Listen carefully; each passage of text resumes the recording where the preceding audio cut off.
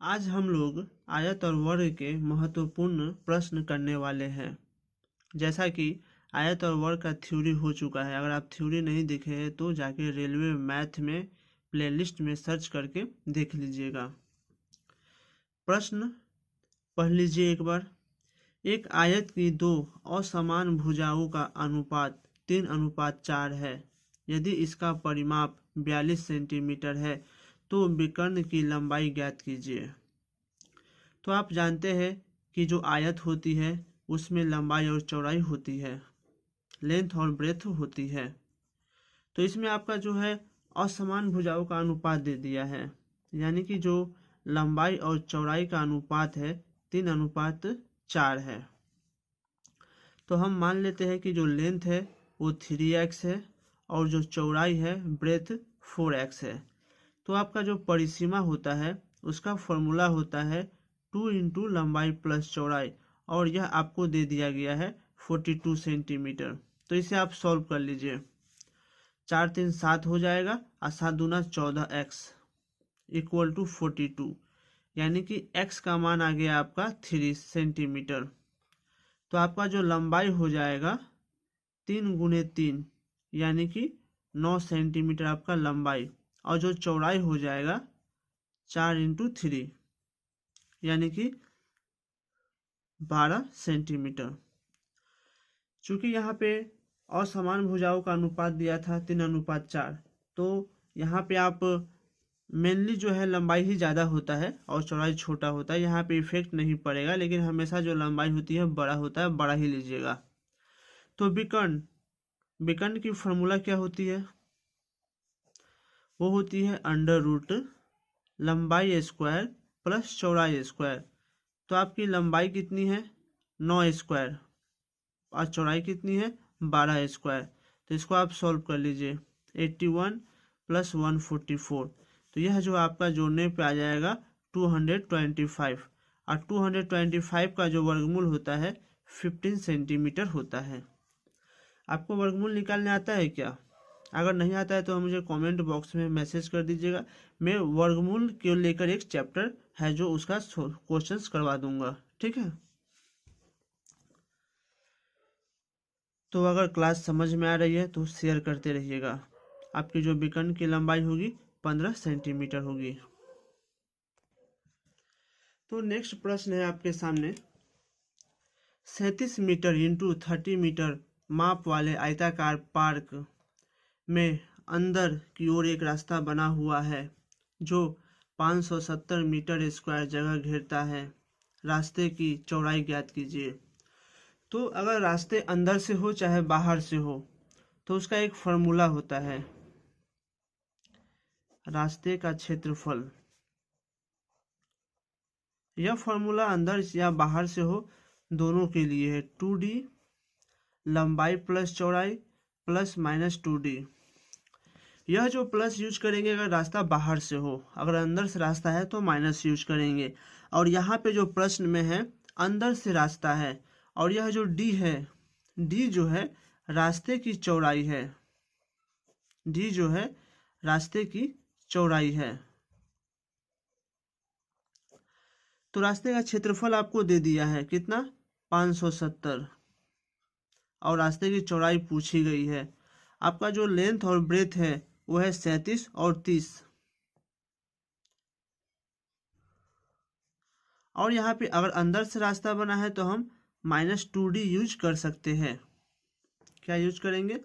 -2d। इस ब्रैकेट को यहाँ पे नहीं ओपन करके यहाँ पे करते हैं। तो 570 इक्वल टू, अगर आप इसे जोड़ते हैं तो हो जाएगा आपका 67।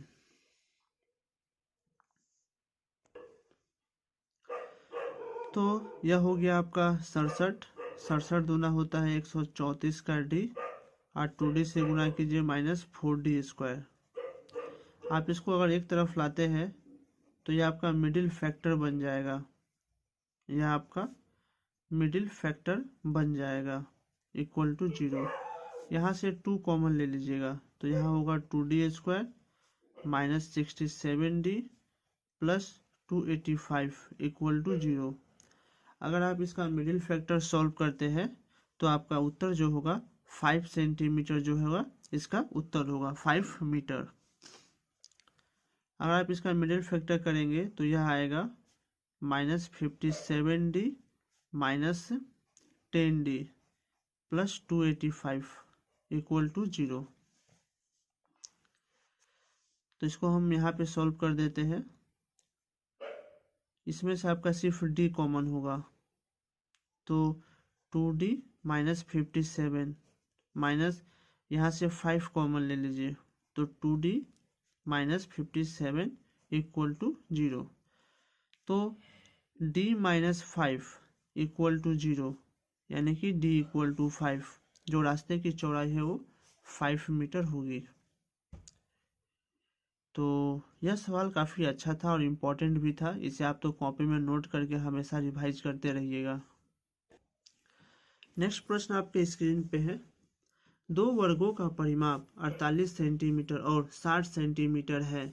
उस तीसरे वर्ग का परिमाप ज्ञात कीजिए जिसका क्षेत्रफल इन वर्गों के क्षेत्रफलों के अंतर के बराबर है।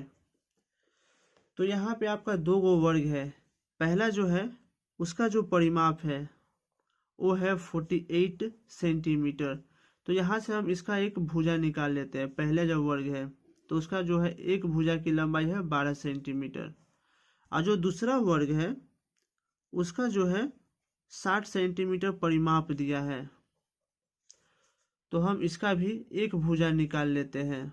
यानी कि मेंसुरेशन में कहने का मतलब है, अगर आपका परिमाप दिया है तो आप परिमाप का फॉर्मूला निकालिए, वहाँ से भुजा निकालिए। तो जो पहला वर्ग का भुजा है 12 सेंटीमीटर और दूसरा का है 15 सेंटीमीटर। तो बोला है इन दोनों का क्षेत्रफल भी निकालना है। तो क्षेत्रफल का फॉर्मूला होता है भुजा का स्क्वायर, यानी कि 12 का स्क्वायर।